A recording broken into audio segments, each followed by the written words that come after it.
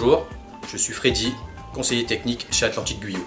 Aujourd'hui, nous allons parler du fonctionnement et du remplacement de l'amortisseur du bloc gaz de la série E. Avant toute opération sur les composants de la chaudière, veuillez vous assurer de bien avoir coupé les alimentations électriques et gaz. Les chaudières Optimagaz, Condensagaz et Maximagaz de la série E sont équipées d'un coffret de contrôle type MMI 810 ou 811 selon les générations.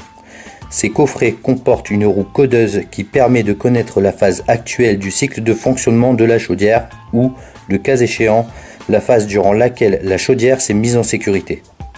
Il est donc important en cas de mise en sécurité de relever l'endroit où la roue codeuse s'est arrêtée avant d'appuyer sur le bouton de réarmement du coffret MMI.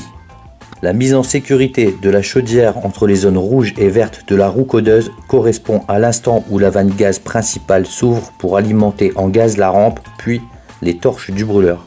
À cet instant, le rôle de l'amortisseur hydraulique est de freiner l'arrivée du gaz afin d'avoir un allumage aussi souple que possible. En cas de défaillance de l'amortisseur, l'allumage pourra devenir violent, entraînant une perte du courant d'ionisation sur le brûleur d'allumage et la mise en sécurité de la chaudière. Nous allons maintenant voir comment contrôler le fonctionnement de l'amortisseur. Pour cette opération, vous aurez besoin d'un tournevis plat, d'un manomètre gaz, d'un chronomètre. Commencez par ouvrir la prise de pression située sur la rampe gaz en tournant la vis dans le sens inverse des aiguilles d'une montre. Puis, installez le manomètre gaz sur la prise de pression.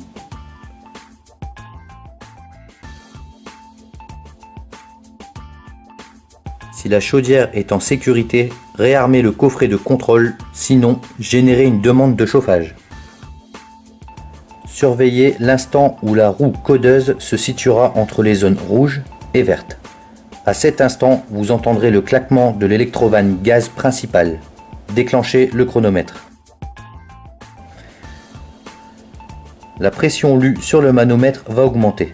Si l'amortisseur hydraulique fonctionne correctement, la pression augmentera lentement pour atteindre la pression nominale en 25 secondes environ. La pression nominale dépend du type de gaz, selon ce tableau. Si la montée en pression est trop rapide, nous allons procéder au contrôle de l'amortisseur. Commencez par dévisser les deux vis situées de part et d'autre de l'amortisseur, puis tirez sur celui-ci afin de le sortir de son logement. Une fois sorti, contrôlez la résistance du piston. Si vous parvenez à l'enfoncer avec le doigt, il n'offre plus assez de résistance et doit être remplacé. Si vous constatez la présence d'huile sur le piston, remplacez l'amortisseur également. Pour le remontage de l'amortisseur, positionnez-le dans son logement en faisant coïncider les vis avec les taraudages de la bague de maintien et revissez-les. Si vous devez procéder au remplacement de l'amortisseur, pensez à relever la puissance de la chaudière ainsi que la pression d'alimentation en gaz. Ces informations se trouvent sur la plaque signalétique de la chaudière et vous seront demandées à la commande afin que nous puissions effectuer le réglage de l'amortisseur avant de vous le faire parvenir. Vous n'aurez ainsi plus qu'à le mettre en place, aucun réglage ne sera nécessaire. Voilà, à bientôt pour de nouveaux tutoriels.